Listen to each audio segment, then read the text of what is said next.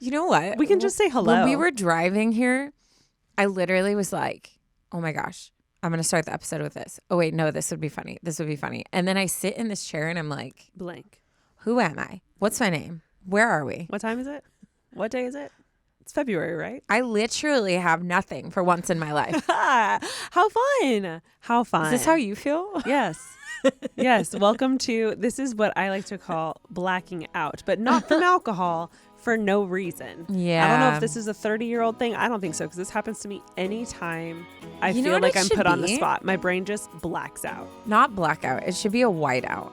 It's a blank out. Because, you know, whiteout like literally just covers everything. Because it's not that it's not there. It's just in that moment. It's Yes. just like, so it's a whiteout. It's a whiteout.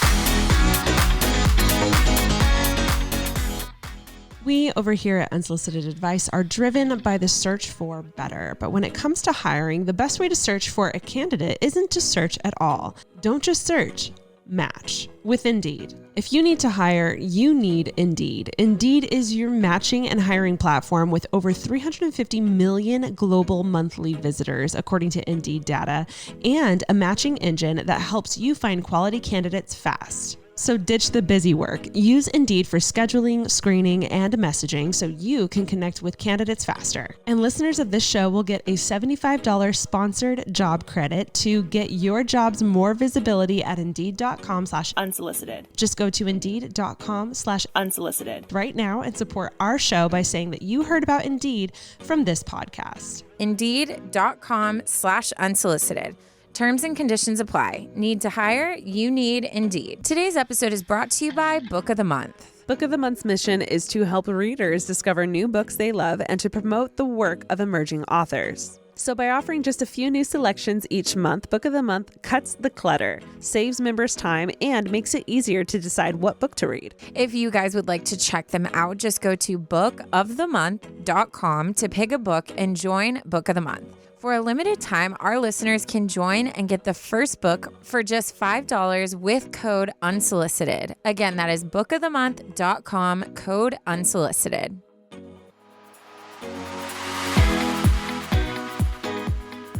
Well, all this to say, Welcome to our whiteout. welcome to the podcast. Taryne and I are starting a fun... Are you asking why I made that face? Yes. Because Was it the sound? No, because I was looking at the clock and it had said 7 seconds. And I was like, wait, did we say all of that in 7 seconds? Okay. Way to I call was out like, Michaela. How fast am I talking right now? Because there's been Are you times. There's been times where I've listened back and I'm like, nothing's as bad as that one episode where we had 2 energy drinks. Right. But We I've won't do been that like, again. Taryne, you sound like you're on crack. Like, chill out, slow down. Yeah. So Yeah. that's why I made that face, because I was like, You're as most of you guys know, Taryne has red hair.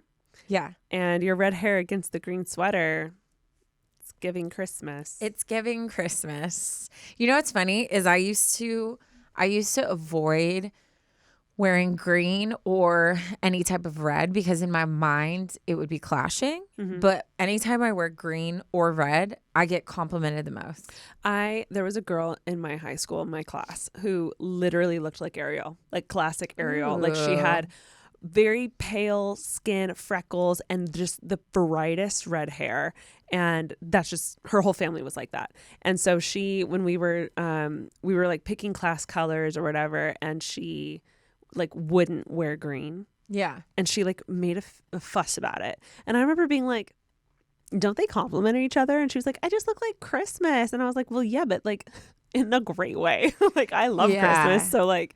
Well, I feel like if my hair was like more of like a red, like Right. a maroon red or something, it'd look different. But since it's kind of orangey, I feel like I think just it works go- great. It's almost like fall. I It's very love like it. fall vibes. Yeah. I feel like it makes your hair look great. It just makes the color pop. It's all good things. Thanks, Ash. Yeah. Actually, okay, that reminded me of something. So I wonder, I can't be the only one that struggles with this. When you're complimented, like when someone compliments something that's external of you, so not like, oh, you have really beautiful eyes or something like that. If they're like, oh my God, I love your outfit, your back. jacket. Yeah. Do you, I get so uncomfortable and I feel the need to like tell them where it's from. I think it's imperative. It's almost necessary. In my opinion, when they say something's cute, they're also wondering where it's from. That's what I think. I've always said, oh my God, thank you. It's from blank. But then do you ever get followed like by like awkward glares where they're just like, okay, like I didn't ask. I was just giving you a compliment. Cause I feel like. You get that? Yeah. Like today, I was getting a coffee and she was like, I'm digging the green. So then I, of course, was like, oh my gosh, Target men's section. That's where it's at. And she was just kind of like, okay. And like left. I think that's a her thing. Okay. I think in general, if anyone, literally anyone is like, hey, I'm digging the green. The appropriate response is, thank you so much. It's from Target. Okay. See, I feel like not alone. Mandy and Michaela, do you guys do that too? Or do you just take the compliment? You just take it. You too, Michaela?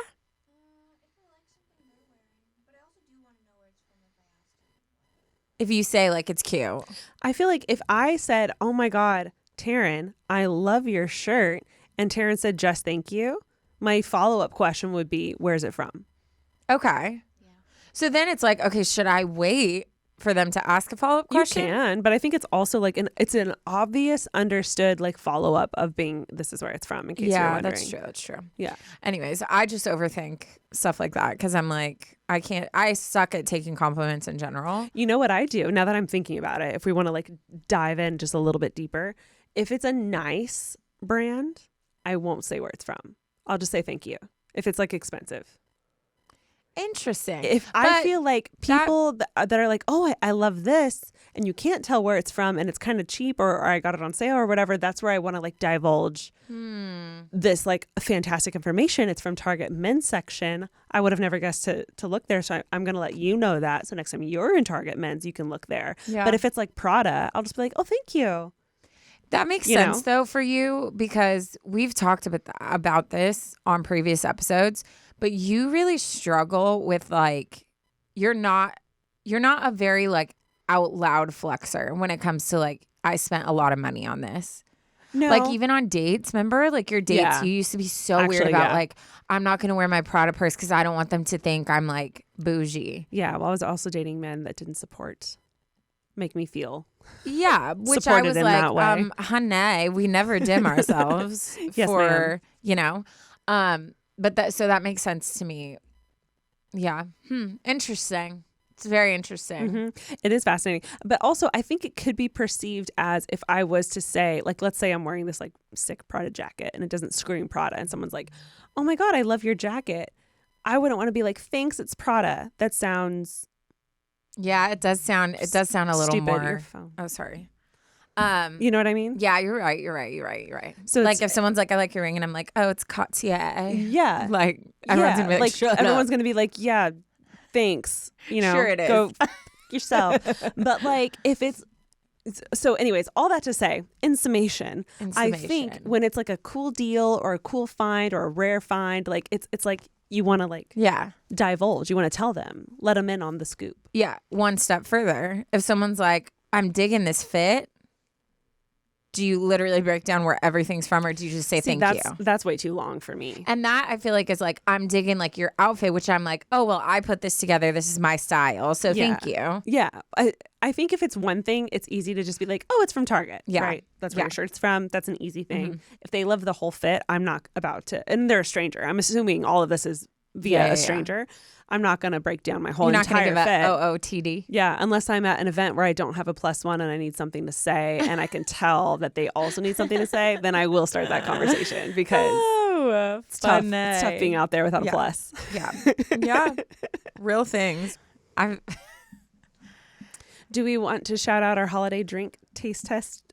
Yeah. Well, it's funny because we actually did this in a video of Ashley's. We went around. It was in a video, right? Yeah, it was for my Vlogmas. It was one video. We went around and tried like holiday drinks from like all the fast food places and coffee places near us. Yeah. We did like Chick-fil-A. We did Starbucks. We did Jack in the Box. I think we did Wiener Schnitzel. I'm pretty sure Wiener Schnitzel won. I'm pretty sure there was a peppermint something. Yeah, it was like a peppermint shake. It was so good. So we started that today. We did Jack in the Box, which will be soon. Yes. Or it's already up. It's already up by the time you're hearing this. By the time. But yeah, it's been funny. I just feel like our dynamic is funny in general, and I feel like it's funny because people will be like, "Oh, I love watching you two together." And it's very much like that's how we interact with each other. Yeah. We're either dead silence and like super boring, or like we're like slap happy, like goofy. Yeah. Also, the funniest thing happened while we were doing this, which if you guys are listening to this episode and you haven't seen specifically the Jack in the Box drink taste test challenge, then you should check that out first. We were trying to find places that were doing holiday drinks. So we looked up a bunch of them, and Jack in the Box specifically had a Girl Scout Thin Mint cookie shake. And I said yes to that because I Love Thin Mints. love Girl Scout Thin Mints. So we go, I'm driving, and I pull up to the thing, and she's like, "What can I get you?" And I was like, "Hi, can I have 2 Girl Scout Thin Mint cookie shakes, please?" And she goes, "We don't have those." And I was like, "Well, what?" And she goes, "What shake?" And I was like, "The Girl Scout Thin Mint cookie shake." And she goes, "The cookie shake?" And I replied, "The Girl Scout Thin Mint cookie shake." No, we don't have those. She's like, "We don't have Girl Scout. We don't have anything Girl Scout." And my response is, "Are you sure?" It's so funny too because Ashley's staring at the freaking like 4-foot poster that says Girl Scout Thin Mint Cookie Shake. And so I'm just watching Ashley gets hella flustered by stuff like that. Whereas like I probably the first time she repeated it and I'm like, oh, I can tell she doesn't say it. I would have probably been like, oh, like I'm looking at a sign. It's showing that you guys have a new, like explain it. But Ashley's was like, "Are you sure? The sign says it does." Well, first of all, I don't think I said it like that. But that's how your inside was feeling. But inside, I was like, "Ma'am." And then she said cookie shake. And I was like, "No, that's not what I'm saying. That's not what I'm saying." So I was like, "Are you sure?" And she goes, "Yeah, we don't have that." And I was like, "Well, you have a sign right here." The sign says you do. That says you do.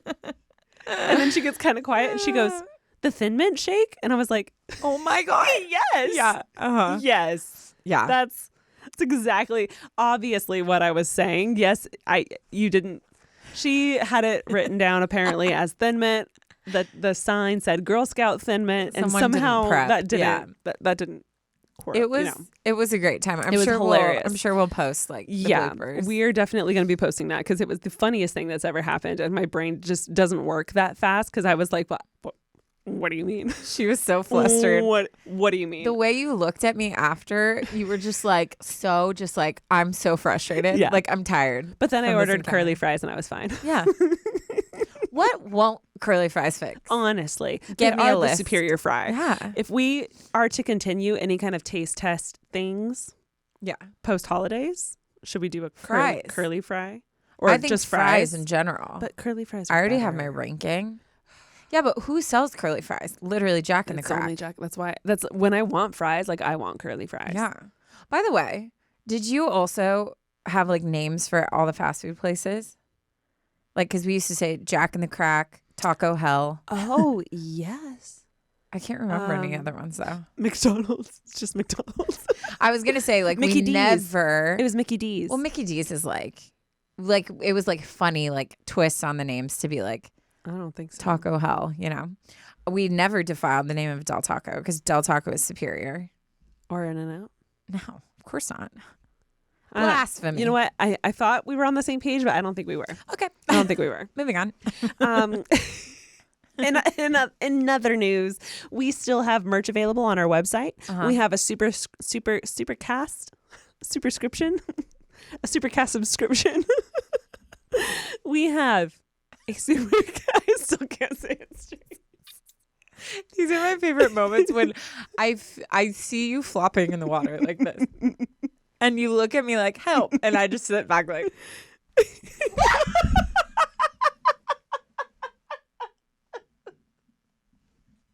Dude, this chair is going to be the death of me. Okay, we need to backtrack. When we first walked into the studio, Taryne Actually, sat not down. everything needs to be explained. No, but we need to tell the people that listening about the chair. Yeah, my chair flops. Her chair falls backwards. Extremely. Very easily. Anyways, wow. Taryne just fell. We're fine. We're bouncing back. We're centering. We're grounding. Recentering. And we're starting again. All We have a Supercast subscription that you should subscribe to, where all of your short stories, your like little quick questions here and there are being answered. So definitely check that out. And I think that's it. Yeah. We over here at Unsolicited Advice are driven by the search for better. But when it comes to hiring, the best way to search for a candidate isn't to search at all. Don't just search. Match with Indeed. If you need to hire, you need Indeed. Indeed is your matching and hiring platform with over 350 million global monthly visitors, according to Indeed data, and a matching engine that helps you find quality candidates fast. So ditch the busy work. Use Indeed for scheduling, screening, and messaging so you can connect with candidates faster. And Indeed doesn't just help you hire faster. 93% of employers agree Indeed delivers the highest quality matches compared to other job sites, according to a recent Indeed survey. One of the things I love about Indeed is that it makes hiring all in one place so much easier, because when I was first hiring for my small business, man, that process was slow and long and tiresome and frustrating. And Indeed's method of having everything in one place is just so easy. Leveraging over 140 million qualifications and preferences every day, Indeed's matching engine is constantly learning from your preferences, so the more that you use Indeed, the better it gets. So join more than 3.5 million businesses worldwide that use Indeed to hire great talent fast. And listeners of this show will get a $75 sponsored job credit to get your jobs more visibility at Indeed.com/unsolicited. Just go to Indeed.com/unsolicited right now and support our show by saying that you heard about Indeed from this podcast. Indeed.com/unsolicited. Terms and conditions apply. Need to hire? You need Indeed. Any freaking who. Let's just like get into. I think we need to stop having the freedom to say whatever we want. Yeah, someone needs to cut us off. Oh, we should get a timer. For what? It'd be so fun to be like free time timer. We have a timer. No, well, I guess that kind of those numbers are the actual size of like my head. Bells being like, you're done. Anyways, should we get into the tearing it up? Yeah. Lovely, because today's tearing it up is from yours truly. Oh, is this the one you said you started to tell me and then you said never mind? Yeah. I hate when you do that, by the way. Well, I've been trying to get better at not telling you all my great stories up front and keeping them for the podcast, because even if we tried to like get your raw reactions and like fake it, it wouldn't be the same. Yeah. It wouldn't be the same. So this happened a few weeks ago to me. Okay. To me? I did this a few weeks ago. Uh-oh. And I was mortified. This has never happened to me before. I was mortified. And I wanted to tell Taryne, and I held out so that I could tell her on the podcast. So 2 weeks ago, my manager got married in Temecula. Uh-huh. And so we all go down there and we spend a couple days in wine country celebrating her. It's the day of the wedding. Everyone looks fantastic. It was black tie. So everyone's like top tier dressed outfits, to the nines, looking great. She looks great. The wedding's beautiful. It's emotional. Like everyone's sobbing. It's so, so good. And then it's finally the after party. And she comes out, like does her in her big dress. She looks so pretty. We all like chat with her and she's meeting all her guests. And then we all go sit down and have dinner. And then she comes out after her like first dance. She comes out in this really cool short dress with this long train, but it's a short dress. It's a cocktail dress. And she had like Nikes on. It was really cute. She's a sneaker girl through and through, loves basketball and loves her Jordans. So she comes out in these blue Jordans with a short skirt to show off the Jordans, and then has this train that is beautiful and it's super, super long. So one of the things that starts happening after dinner is everyone kind of goes outside and like takes photos with the bride and groom on this couch. They have this beautiful like velvet couch outside on the grass, and everyone's taking turns. She looks so good. Mm-hmm. And I I'm sitting there. We've all had drinks. We've all had dinner. I'm sipping wine now. Like I just switched over to wine because we were having wine at dinner. And at the very last second, wasn't planning on it. I was standing there with my boyfriend, TK, and these other people. And we were chatting with them. And they were like, Ashley, get in. So I'm like, okay. With the wine in my hand. You did not, Ashley Nicole. I sit down next to her. It's just me, her, and TK on the couch. It was very quick. I'm like, oh my God, yes. So I sit down really quickly and the photo turns out so great. And then all of us go, yay. And my manager drops her arm, hits my arm, the arm that was holding the red wine, because I'm a Cabernet girl through and through. And I spill it all over her dress. Specifically the train. Why? And it's all I have live footage of this and it's hilarious. So we will be posting it for your guys' enjoyment, but I've never been more embarrassed in my life. Why did you go in with the glass? No clue. I literally apologized to her profusely in person. We had to take the train off and like get rid of it.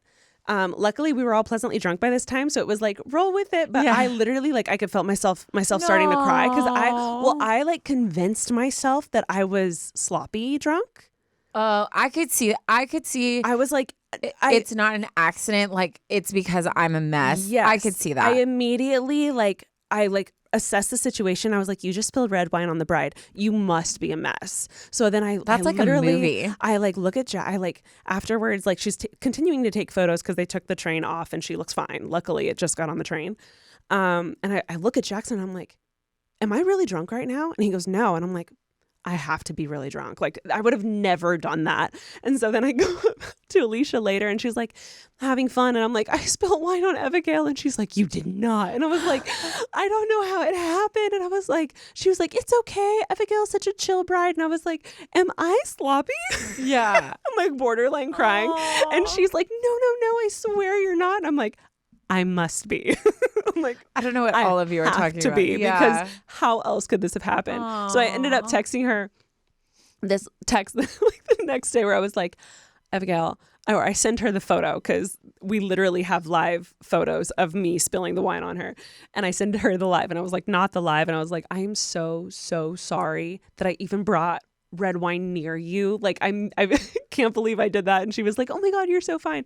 But it was in slow motion. Everyone saw it and it was bad. So I'm so sorry. I offered to wash her train for her. She didn't take me up on that. Oof, that's rough. So bad. That's literally the second rough. it happened, we were all just like, yeah. Well, oops. There it is. Yep. So that's my tearing it up. That is a tearing it up. Yeah. Good job, Ash. And I do want to show you. I was gonna say your reaction. Yeah. I want to see. It's a live photo, so it holds down. It's a live photo, yeah. Okay, that's the live photo. Just hold it, and you will see the aftermath. I can't believe you went on a couch with wine. I literally went on the couch, sat next to the bride. Dude, and her train is literally spread like directly in front of you. Mm-hmm. Wait, did you guys continue to take photos after? Yeah. They were like, oh, it's okay. And then they smile and I'm literally sitting there. My face is so red and I'm trying to force a smile. It's not a cute smile. I'm like dying inside because I'm like, I can't believe that just happened. Oh my gosh. And she's just trying to be like, it's fine. It's fine. But you're I'm like, no, it's not. Like, it's literally, it's the worst. Brutal. I know. Oh my gosh. I'm glad you've recovered. Rule of thumb. It happened. Doesn't matter how sloppy you are. Don't drink red wine at the wedding. Sober. Just don't. Don't go near people. Don't do red. Drink it at the table. If you're at the table, fine. But even then, maybe it's such a risk. It's such a big risk. Dude. I've never, guys. I still seem like you're struggling. So embarrassed. And I'm done now. Are you okay? Yes. Have you recovered? No. Okay, now we can laugh about it. Now we can laugh about it. Now we can laugh. Luckily, it was the chillest bride and the most beautiful bride. And what if you got an email like next week that was like, I'm so sorry. Or I got a we're Venmo choosing request. No, them choosing we're choosing to go a different direction. You just get dropped. Don't believe that we see eye to eye anymore, and we're gonna have to send you on your way. I mean, okay. Dear God. Let's go ahead and jump into our first story. This one is titled "How to Stop Being a Chameleon." Ooh, Yeah. great title. I know. I opened the inbox and that was like the first thing I saw as I was like going into the other folders. Oh, fun. And it just like caught me. Oh, I love when that happens. Okay. Hello, Ashley and Taryne. I would like to remain anonymous, please. Some things about me first. I'm 17 from Minnesota and I'm an Enneagram 4 wing 5. Oh my God. Yes. Yeah. I mean, you're a great time. Anyone writing in. Artsy. We want to know your name, your age, where you're from, Yeah. and if possible, your personality type. Doesn't have to be Enneagram, but like just give us a little glimpse into your soul. Yeah. I absolutely love you two. I've been listening since 8th grade. Oh. I know. 8th grade. You know what? I feel like children can listen to us. Absolutely. We're wholesome. We try to not make content that would exclude anyone. We are family friendly. Yeah, for the most part. Okay. 4 years later, I'm about to graduate high school and still listening. Day oneers, let's go.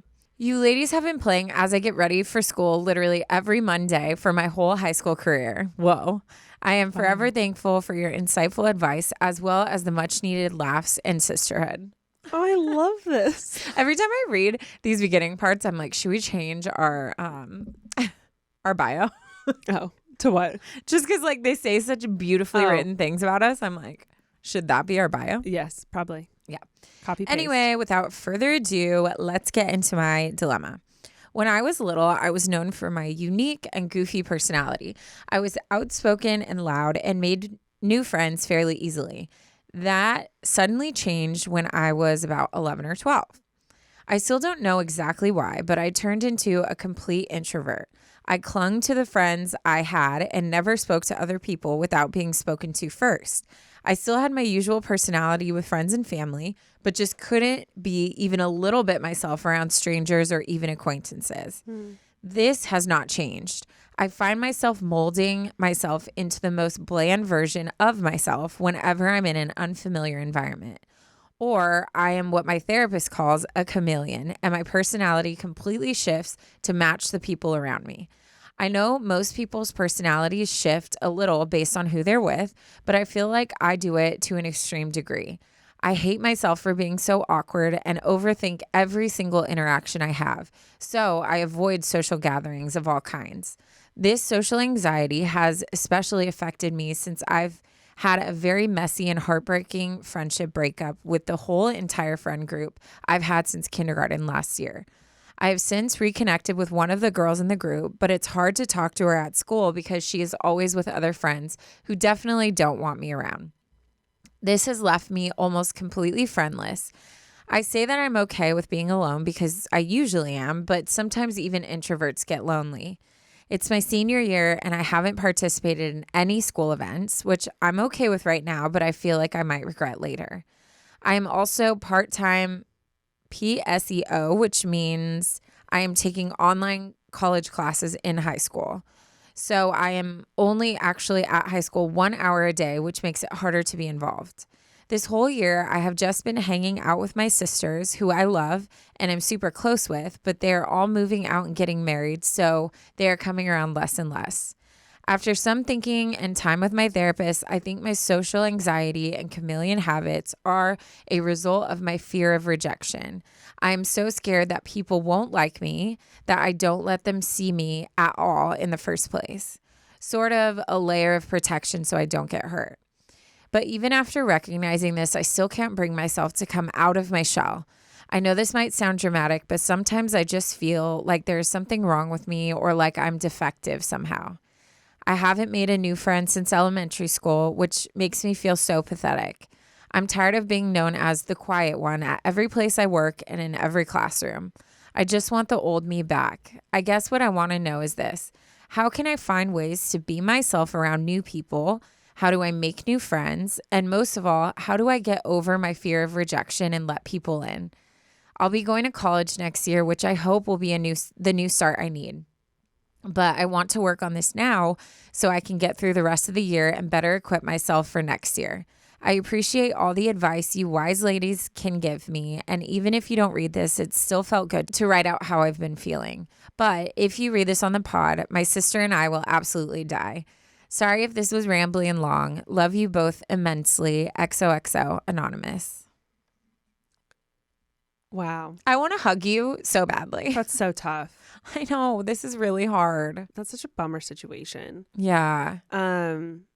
Obviously, we don't know what happened with the friend group or why that happened, but I can attest that happens. Like the friendship breakups, the friends that come in seasons of being there and seasons of not being there. That's just life, unfortunately. And I'm so sorry for you to be going through that season currently. All I can say that I feel like could hopefully make you a little bit better is, especially at that age, I was in the exact same position. Like, I was kind of a loner in high school. I didn't have a big friend group. I had my small group of friends, and especially my senior year, because a lot of my best friend was a year older than me. So my senior year, when she was gone, there were multiple lunches where I didn't know who to sit with. And if my one like really close friend, Jasmine, wasn't there, then I didn't know what to do. So I would like kind of wander around, and I never really knew, or it felt like I had a place in high school. I always knew that I didn't love high school and I didn't enjoy high school. And I always knew like once I got out of here, I was going to go make friends elsewhere. And that was like my life goal, was to like go find new people to become friends with. And I remember going to my first job and people getting annoyed with me for saying sorry. Yep.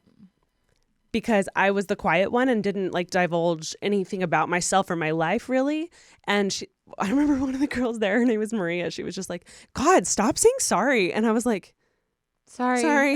And like, I remember like, the second she said that, I was like, damn, like I can't say anything else other than sorry, just because I'm trying to like not take up space, not draw attention to myself. And I was with a lot of outgoing people and I didn't know how to fit in. Yeah. And from that moment forward, I like tried to stop saying sorry. I tried to start like saying hi loudly so that people would see me and like make it more, I'm not trying to like have big conversations, but I wanted to be there and I wanted to like be obviously there.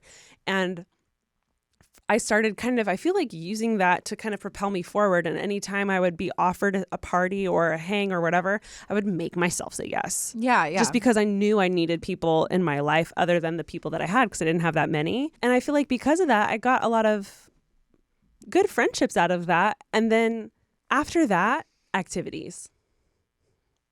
I feel like it gets harder when you grow up and trying to find friends to connect with. It's tough to be like, hi, I'm looking for friends specifically, you know? I think places like the gym, places like church, places, hobbies, coffee shops, like there's always like live events happening here, or the OK Sis podcast. Oh yeah. One of them has the app called the Camber app, and it's like local things happening locally around you. That's how you go meet people. And I highly suggest you do all of those things. Yeah. And I think too, and like, I know me and Ash always joke about how different our high school experiences were. But the reason I'm bringing this up is because I feel like hopefully it'll make you feel some like solidarity. And like, I was on the outside, like had tons of friends, was super involved, was like with the popular group. And I even struggled with, especially like the chameleon part. Like I felt myself starting to grow in different ways than my group of friends that I had since kindergarten as well. That's normal. And yeah, and I remember feeling very like isolated and alone in that. And I struggled too with just like knowing who I was. Like, I feel like that's part of what high school is. Absolutely. What's unfortunate is most people go through that big shift of breaking apart from friend groups after high school graduation. So you had to go through it at like the worst time, because like now you have like a full year left with those people still around. Like you don't, like school is the only thing that puts you in those situations. Like nowadays, like if I have a friendship breakup, like if me and Ash stop being friends, I could never see her again if you wanted to. If I wanted to, because our lives are different. Like, I mean, obviously we have the podcast, but you know what I mean? Like this is a very like never gonna happen scenario. I'd go solo. I'd go solo. Dang, just rival podcast. That'd be epic. It'd be a race to the finish to who I'd be gets like, the title Unsolicited. what are our view counts? The only time I'd actually look. Yeah. There's a tear through our artwork. Yeah. Today's episode is brought to you by Book of the Month. I don't know about you guys, but I'm one of those people that struggles with making a freaking choice. Like when someone asks me, where do you want to eat? I'm like, I don't know. I don't know. Where do you want to eat? And that is why I am obsessed with Book of the Month. I recently decided I'm going to be, a smart girly and start reading, but I don't know what to read. And there are too many books out there. So Book of the Month does all the work for me and provides me with a short list of premium finds. Book of the Month's mission is to help readers discover new books they love and to promote the work of emerging authors. So by offering just a few new selections each month, Book of the Month cuts the clutter, saves members time, and makes it easier to decide what book to read. One of the things Taryne and I love about Book of the Month is that they focus on new and emerging authors, which allows them to offer books that Taryne and I would not have found otherwise. Book of the Month offers the best prices on new release hardcover fiction, as well as free shipping and, of course, loyalty rewards programs. I'm so excited for my book for December. I chose the No One Can Know book by Kate Alice Marshall. It's super up my alley, small town secrets, family tension, stuff like that, and I can't wait to dive in. If you guys would like to check them out, just go to bookofthemonth.com to pick a book and join Book of the Month. For a limited time, our listeners can join and get the first book for just $5 with code Unsolicited. Again, that is bookofthemonth.com, code Unsolicited. But I think that it's a very natural thing you're going towards. This does sound like it's to the point where it's like debilitating. So I'm really glad that you're in therapy and you're working on that. Mm-hmm. For me, what drastically changed my life and turned me into the person that I am now was finding a new group of friends. Mm-hmm. And it was that feeling of I can step into this group and be whoever I want to be. Like, I can be loud, I can be quiet, I can be whatever I want to be. And so when I found a new group of friends, and that was through just like this girl in choir that I had known since junior high, but we didn't really like each other, just was like, hey, her and her best friend talked and were like, hey, Taryne's kind of cool. We should be friends with her. And then they literally just were like, hey, do you want to come over and hang out? And I was just like, okay. And like went, and that was it. And that's kind of what Ash was saying. Like, you just have to be open. Like, you have to be open to saying yes to things, to just approaching new situations. And I think what's going to help you is if you're so worried about, like, the worst thing that can happen is someone thinks you're dumb. If you can develop a perspective that says, and mm-hmm. so, mm-hmm. okay, like realizing the power that other people have over you is something that you hand out. Yeah. So the second I chose to take that back and be like, I don't care what you think about me, to the people who were like a negative voice in my life, that was when I soared and became as confident and outgoing as I am now today.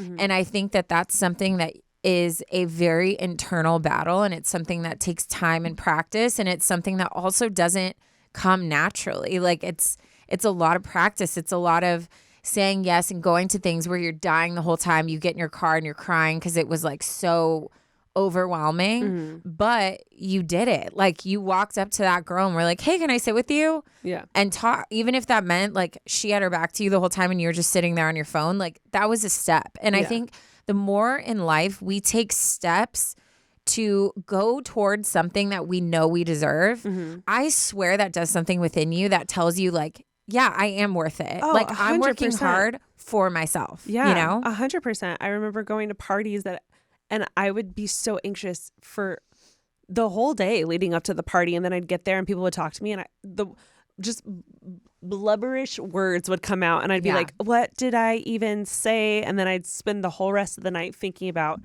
that stupid blob of words that came out of my mouth that wasn't a real answer. And then I'd be overanalyzing that. But like, I went.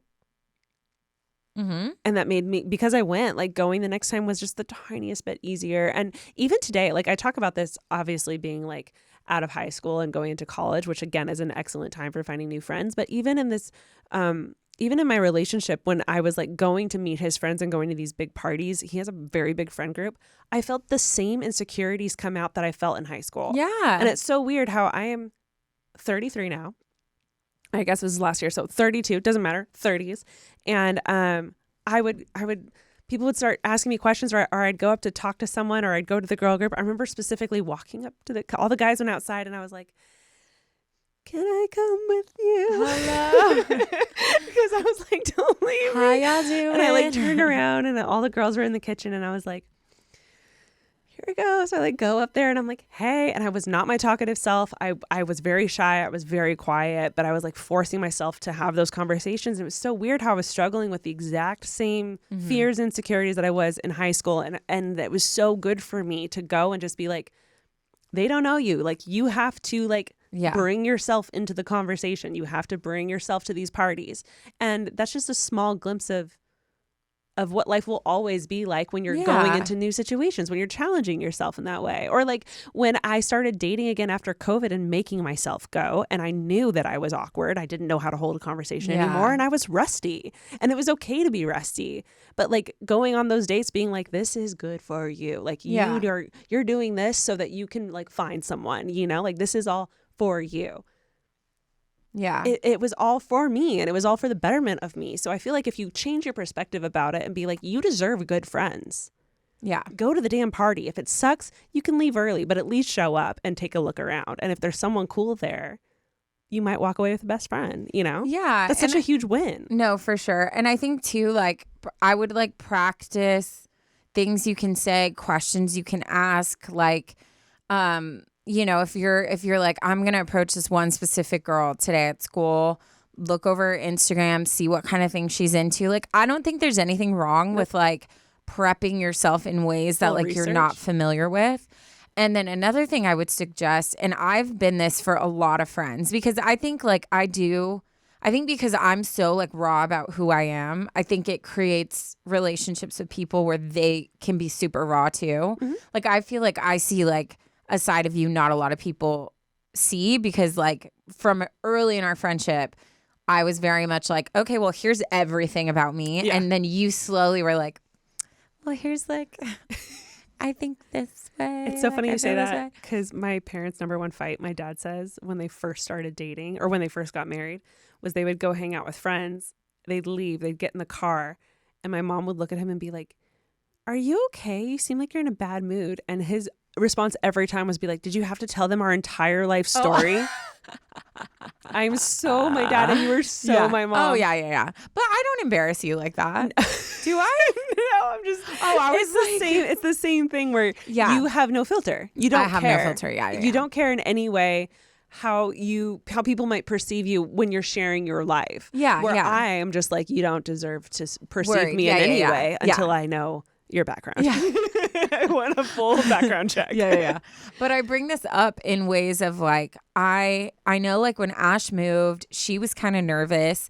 There were a lot of times like you would ask me to come with you to things. And I've had other friends too that are like, hey, can you come with me? Because they felt comfortable around me and they knew I brought out that side in them. So if you are able to be your fun, goofy, open self with your sister, have your sister come to some things with you and like be open and outgoing, and she can be that bridge until you start to feel comfortable to bring it out on your own. Like, I think there's ways that we can look at what our skill sets are and figure out ways that we can like bridge those gaps so that we can build up the courage to like grow. I love that. Having a wingman or a wing woman doesn't only involve dating. Like it can be for any situation. I brought Taryne as a +1 to weddings. Because I didn't have a date. I was super single, and I was like, I'm not going by myself, and I'd much rather have fun with her. I don't know all these people. Like, me and her can go like drink and dance on the dance floor and have a blast and not be worried about that. We also would go up to groups of people and talk, and like if you were by yourself, you would have probably been really quiet in those scenarios because we were there.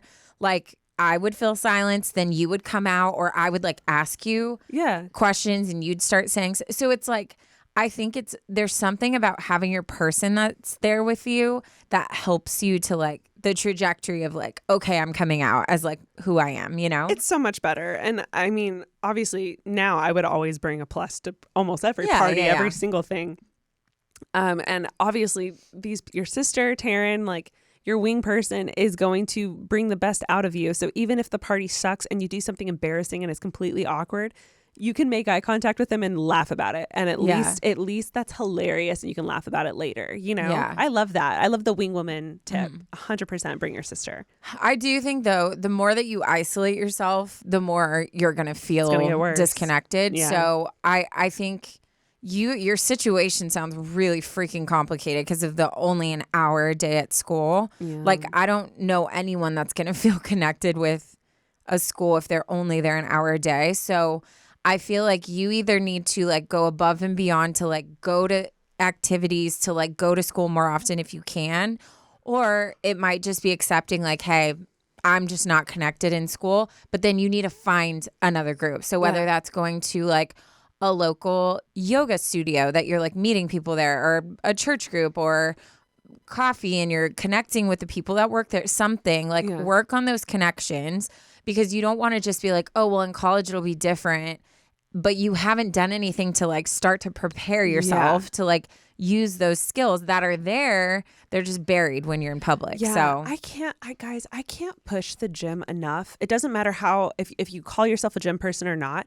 you could go to any workout class, any gym, and even just stretch. And you will find a girl there and you'll just be like, oh, what are you listening to? You know, you can easily make friends at the gym. It's so easy. At workout classes, it's so easy. So I really recommend doing that. I feel like I've always had some kind of friendship throughout my life because of that. No, for sure.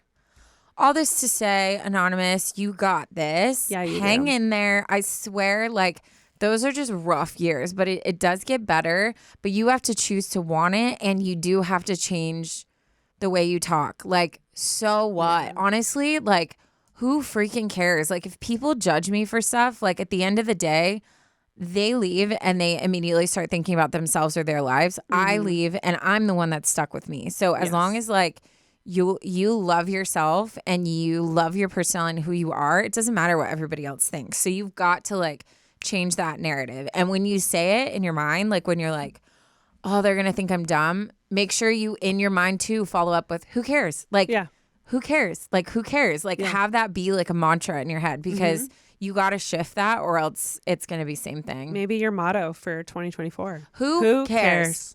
Get a tattoo. Who cares? Who cares? Yeah. Anyways, we love you. All right, let's get into mine.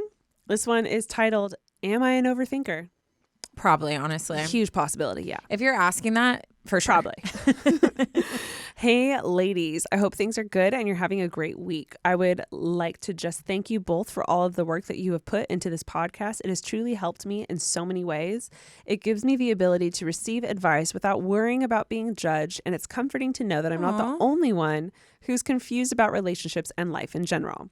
This is my first time writing in. However, the number of stories I've been able to relate to has meant I've received advice from both of you many, many times before. What's crazy about this being my first time I've written in is that I've been listening to your podcast since day one and have thought about writing in before. I guess I finally got the guts to ask for your advice. I'd like to stay anonymous, but you guys can know my name. It's bleep it, Michaela. Please. Jeez, so sorry. So sorry. I'm on a roll. Bleep it, Michaela. All right, so to begin, I guess I'll start with the fact that I just recently turned 19 and I'm an Enneagram 9 Wing 1 and have fairly bad anxiety. If you don't know about the Enneagram 9 is the peacemaker who can perceive all people's sides, so has trouble choosing sides. They also are very anti-confrontation, don't know how to stand up for themselves necessarily, or at least vocally. They'll do what they want, but they won't necessarily like voice that opinion. And yeah, that's a little glimpse into the 9, aka me. They're the worst. Just kidding. Let's get back into you. She continues. I finished high school 2 years ago and then went on to university where I did get a year in the arts. After my year, I realized I wanted to switch programs, but I am still not entirely sure what I want to switch into. Eventually, I decided that I would take a gap year, work, and travel a bit to help improve my independence and confidence. Literally, this girl is me. That's exactly what happened to me. That's so funny. It turned out a good friend of mine was planning on backpacking around Europe for a few months, so I reached out and decided to join her. Last week, I got back from a month spent running around, taking buses and trains from hostels to hostels in 6 European countries. The whole trip was incredible, and I can confidently say that I was able to drastically improve my independence and confidence. And we met the most incredible people and had the best time. Now, here's the second part to this story. I have a boyfriend who we can call Ben. He and I have been together since high school. We met through mutual friends and now have been dating for almost exactly a year and a half. He's really amazing and super sweet. He gets along with my family so well. My brother looks up to him and my parents love him. However, Ben is in a very, very intense university program and also plays university sports, so he's extremely busy. And while he does that, I've been off in Europe where my biggest issue is what type of pizza do I want for dinner tonight, LOL. For the past 2 months, I'd say I've been feeling, I guess, out of sync with him. I find although we've never fought, we aren't as in tune with each other as we used to be. I now realize relationships go through phases where you might feel off or just less passionate than other times. However, I've been feeling as though I might want to have some space. Ben was the first person I ever went on a date with and the first person I kissed, and obviously my very first relationship. Before him, I had a lot of anxiety around the idea of being with somebody asking me out or confessing feelings of any kind, and I think I might have had and sort of still have a fear of commitment. His family and my family have very similar interests and values, and I can't seem to figure out why I feel as though I need some time apart. Sometimes I feel as though he doesn't realize how bad my anxiety is or how much it affects me. He's super sweet and supports me however he can, although I am sometimes reminded that although he's quite mature, he's also still a 19-year-old boy, so I can be quite oblivious to things. Also, his love language is words of affirmation and physical touch, and mine are acts of service and physical touch. Just a little backstory. Okay, so here's the last part of the story. While I was on my trip, I met a really cool guy on my last stop before coming home. Let's call him Josh. Josh and I became friends as he was volunteering at hostels I was staying at. So he would cook dinner and be at the reception. He was traveling from the States, stopping by different countries and eventually ending his trip in Asia. I got to talking to Josh just because he asked me where I was from, and then we ended up talking all night. We became friends instantly. He came out to the clubs with us and everyone from the hostel, and we would hang out a ton. He knew about Ben and asked about him, but I also just genuinely enjoyed chatting about his life. Josh is a couple years older than me and quite mature, but so sweet and genuine with everyone that he meets. He added me on Instagram before I left along with some of the others, and we've chatted a little bit since. The thing is, I think I really like Josh, and I think he might like me too. We agreed that if I ever got back to Europe and he was nearby, or when he comes to Canada, that we would meet up. The thing is, I've been thinking about Josh almost constantly since getting home. Anytime he DMs me, I get so excited and I just can't stop thinking about the great conversations we had and just how cool he was. He's someone I would absolutely want to stay in touch with, even just as friends. Now, the issue becomes, do I actually like this guy? And if so, how do I like another guy even though I have a really sweet boyfriend? Am I a bad person for developing feelings for someone else? Also, am I just overthinking this and really Josh was just a nice person and a fun person I met while I was away? It doesn't feel like this is just me being afraid of commitment and how well things have been going with Ben, but maybe I just can't tell. Sorry for the rambling and such a crazy long story. I hope it wasn't written too poorly and hopefully not too many spelling mistakes. I'd appreciate any advice that you guys have for me, and I love you both so much. Thank you for reading this, and honestly, it helped just writing it out. And she added photos. She puts, here's a few photos. The first one is my friend and I on our trip. The second is me on my horse, Max. And the last 3 are of me and my boyfriend. Oh, there's no pictures of Josh. No pictures of Josh. So this is her and her bestie traveling the world. And these other 3 are her boyfriend. So boyfriend. Cute. Ugh. Sorry for calling your boyfriend Max. I see now my mistake. Okay. Lots of thoughts here. You absolutely can develop feelings for someone else while being in a relationship with someone else. I'm not saying that that's necessarily what's happening, but your feelings for Josh aside, it does sound like you're either bored of your relationship, over your relationship, or needing a break. Period. Whether Josh is involved or not, because it just seems that way, the way you've written about it. You saying that you're wanting space, you saying that he's been really busy, you feeling less passionate about him. Like, that does sound like that. A year and a half, especially at that age, it's like, okay, like, you know, I feel like I'm reaching here. No. Rambling. I meant to say rambling. Yeah, I think, these scenarios are so hard. And we always call them, it's like the church camp, your church camp, like, lover. Like, yeah. I feel like whenever you, like, work somewhere or you travel somewhere, and you have that one person that, like, we all do it. Like, I think everyone, like, longs for a connection. So you always find that, like, one person that you're like, oh, kind of interested in. They might not even be that good looking, and you're just like, literally available. And then you come back to your real life and you're like, no.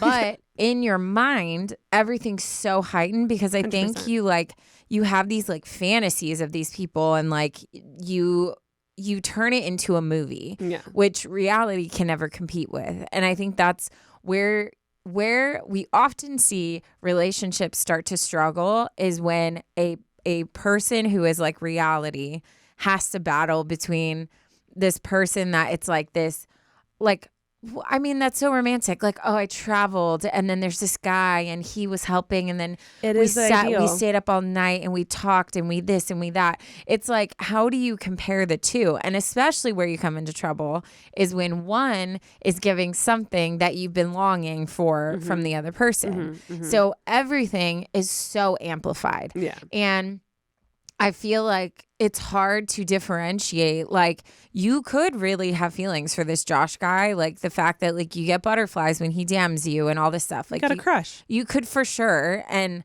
I don't know how, like, realistic that's going to be because you guys live in different countries.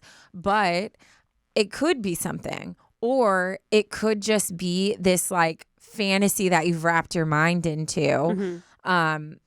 That's just amplifying things that you don't like. So every time your boyfriend does something that you've told yourself, well, Josh would do this and you wouldn't. Like, you know what I mean? Like, you kind of, like, start to, like, unconsciously, like, pin things against each other. So I feel like if you're going to move forward and not regret anything that you do, you have to fully, like, put Josh out of your headspace and just deal with your relationship.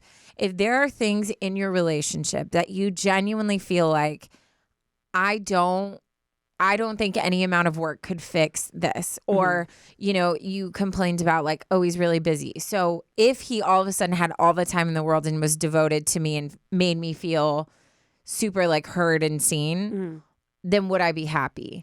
Yeah, because he's really busy in college, which of course he's going to be super busy. But, like, haven't you been with a guy where, like, you're kind of just over it, but you start to just label things? Start to grab excuses. Yeah, you're like, well, I hate how he does this. I never get to see him. I don't want that in a man that I marry. Like, you start to villainize the person when in reality, it's just that you don't like them anymore. Yeah, because in reality, he's being a good student and focusing on school, like what he should be doing. Fully. So I think that if you can sit and be like, well, if this did change, I would be totally happy. Then maybe it's worth just, like, pursuing, like, seeing if things can change. Yeah. But if all of your things that you're not liking were solved and you still find yourself finding other excuses, then I think maybe that's just a way of seeing, like, I'm not into this anymore. Yeah. And I would be super careful doing anything rash because of Josh. Yeah. Having had traveled and had major crushes, there's a specific guy I'm thinking about, and I loved him. I was like, this is my person, whatever. He was traveling for, like, the rest of the year. Finally, I literally finagled a way to meet up with him in real life, like he's a movie character, in the States at coffee. And the second I this happened a few times, and every time I got together with him, because in my head he was perfect. Well, and while traveling, he was perfect. He was so great. And those guys are really good at making you feel like you are the only person, and you are just like the world's gift to the world. And I don't even know that my guy that I'm talking about actually like did that or gave that to me. I feel like he did. Possibly, but I'm not saying, I'm not going to say that 100% he did. But every time that I saw him here in the States and got coffee, it was so weird. Like he wasn't the same. This guy that I was in love with while traveling. It wasn't there. He was just a normal dude, and he was it wasn't there. It wasn't there. No. And I can't tell you specifically why, but each time I was like, God, you're not who I had in my head. And I literally didn't date that year at all, because I knew I was going to end up with him, because he was my person, you know? And I put my whole life, no one forced me to. This was all my fault. I kind of put my whole dating life on hold that year because I was determined to end up with this guy. And it's so funny how the second we got coffee those few times, I was like, ooh, it's not the same. Yeah. It's not who you were. But it is. It was all in my head. So I would be very careful to do anything with people. I'm not saying that it's not impossible that you and Josh end up having a thing, but I just wouldn't alter your life entirely. Yeah. Especially based on that. And if you were to, I would hope you've gotten together and had coffee here in the States and to see if that magic spell's gone. Yeah. Well, and like there was a time in my relationship. I remember there was this guy, I've probably talked about it on here before, but there was this guy, I was playing worship at a church, and he was like the guitar player or something.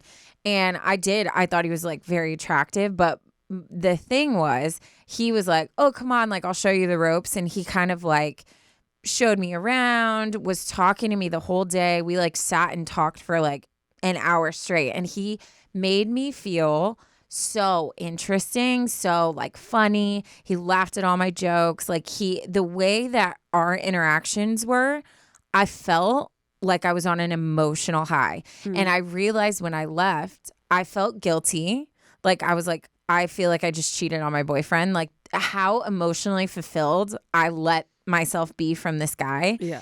And I remember like, but thank God I was able at the time, because dear God, when I look at this guy now, I'm like, if I would have like, dear God, but dodged a bullet. Seriously.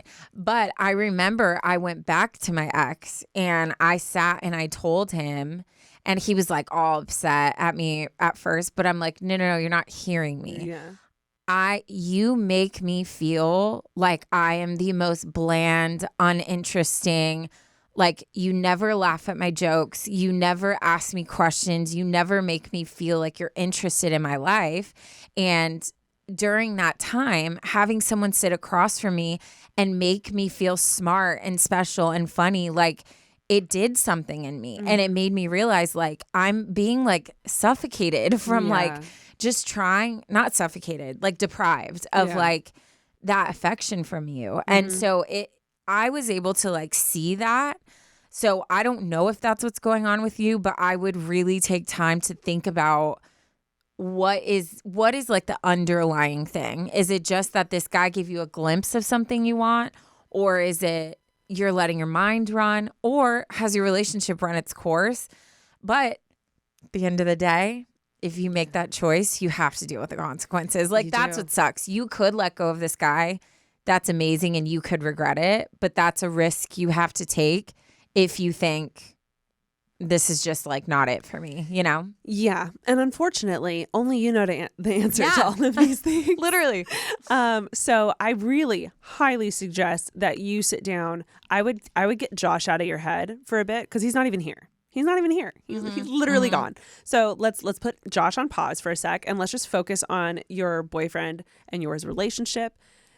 And let's really like focus on is there anywhere else, or is there anything we can like fix? Is there anything we can focus on, hone in on to make me happier, to make you happier, to make him happier? Obviously, you need to understand that he's a full-time student, so he is going to be gone, and the sooner you accept that, the better. Is that going to be a problem for you? Like, you need to sit with yourself fully and find out whether or not you can handle him being gone, because he will be and should be. He's in college, you know? So I feel like focus on that. And once you have that answer, you'll know what to do with Josh. Yeah, because he could be an amazing guy, but he's just not the amazing guy for you. And that's okay too. Yeah. But I do think you've got to make that decision separate from this guy who could just be your church camp romance. Yeah. You know? Yeah. And that's always harder when they're not douchebags and they're actually great. Yeah. And they're charming and they're sweet. But it's just not a good fit. Yeah. So if that is the case, I am sorry, because that's a really tough position to be in. But I do not think you're overthinking this at all. I think that's a sticky situation. No, this deserves thought. Yeah. So thank you so much for writing in. And I know a lot of people can relate to that in different ways. Yep. All right, ladies and gentlemen. Well, we're going to go ahead and end with a dad joke. Yeah. As we do. Okay. What do a tick and the Eiffel Tower have in common? They both, I don't know. What were you going to say? I was going to say they have the point. Do they? The tick points into the skin. Does he? The Eiffel Tower points up. Oh, okay. You know? What if I was like, that's it? I know it's not. They're both parasites. Parasites. Nah. Yeah. Guys, if you made it to the dad joke, you already know we love you the mostest. Be sure to subscribe to our Supercast account if you haven't checked that out yet. Be sure to buy yourself some merch if you haven't gotten that yet. And if you have a story that you want to write in or a situation that you need help on, you know who to call. Taryne and I. Email us at, what's our email, Taryne? Wow, it's been a minute since I thought about that. Advice unsolicited pod at gmail.com. gmail.com. Gmail.com.